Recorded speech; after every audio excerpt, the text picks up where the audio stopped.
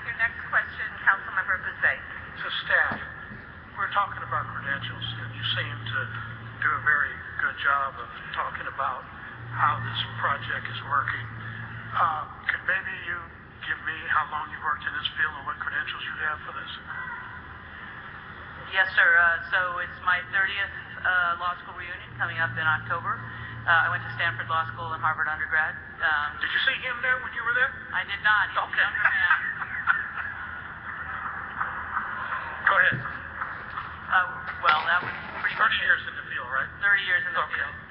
I don't know if you wanted to ask no, that's Dr. Levicki or any of the other staff. Go ahead. Go ahead. So the Environ team that conducted this evaluation, I'm the project director. I've been in the field for 25 years. I have my PhD in chemical engineering from Stanford, my undergraduate in chemical engineering from the University of Michigan. Madam, excuse me, this is rude, Madam Mayor. This lady is speaking with, and you got people in the audience, and you stop that. I know you heard that. Councilmember Boozé, I want to remind the audience once again, and that goes on all sides. Please, nothing, no calling out from the audience. Thank you, now, Madam Mayor. go ahead. My project co-director, Dr. Doug Doherty, has a PhD in chemical engineering from Princeton University. His undergraduate is from Johns Hopkins, also in chemical engineering. He's been in the field for 17 years. Go ahead. The refinery specialist that we worked with was Mr. Tom Hogan. He has his bachelor's degree in chemical engineering from Michigan State University. He's been in the field for over 30 years. The metallurgist that we worked with, Mr. David Hendricks, has a BS in metallurgical engineering and is a professional engineer in the state of Texas. Well, with all your credentials there, I mean, your shingles go all the way out to the front door and farther. Do you feel that all the people that will be monitoring this project from here on out that we have put in place, predicated on this, that we have overkill if we don't have super overkill? Would you agree to that or no? I'm not sure about the overkill or super overkill. I do know that Chevron is required to fund third-party experts with the right kind of background to supplement whatever may be possible by way of public agency enforcement, so that there is a hugely beefed up level of expertise coming to the table, both by way of additional bodies and additional bodies with expensive credentials that have to be paid for by Chevron. Thank you. Now, the other part of that is, before they start saying it, do you actually believe those monitoring agencies can be bought off by Chevron at any cost? My husband just retired from US EPA. I'm quite confident they cannot. Thank you very much. Okay, next question is,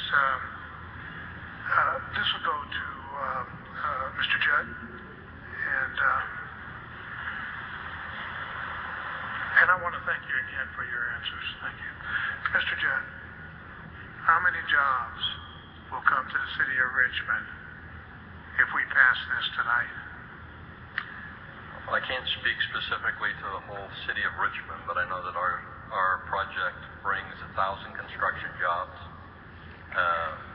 There will be ongoing jobs that will require maintenance and operation of the plants, and anytime we do a large project, we buy from vendors and others that then have to staff up to support the work that we do, and so there's always a magnifying effect. We see, for a refinery worker, typically we'll see a multiplier of about 3 for jobs in the community. And will these be union jobs? Union jobs. Okay. And the jobs in the refinery that I'm speaking to are union jobs. The other part to you, Mr. Judd, is how much money have you given to the city of Richmond, or have offered to the city of Richmond, to make this project go? Well, I think we talked earlier about $90 million community benefits, and we talked about $30 million greenhouse gas mitigation funds. So we think it's a significant contribution to help with the project and help it make it meaningful here in the community. So let me see if I'm understanding you correctly. Your company's willing to give $120 million to the city of Richmond as we move forward with this? No, I think what I said, a total of $90 million. Okay. Within that $90 million, there's $30 million for mitigation of greenhouse gas. Okay, so we have 30 of, And you split that in two sections, am I correct on that? You'd have a greenhouse gas reduction and a community benefits, which would deal with job training, education, the whole 9 yards, is that correct? So I believe the EIR specifies the greenhouse gas mitigation at $30 million. And then there's a separate community fund that addresses education, jobs, scholarships, a number of, I think, useful activities in the city. Okay, well, I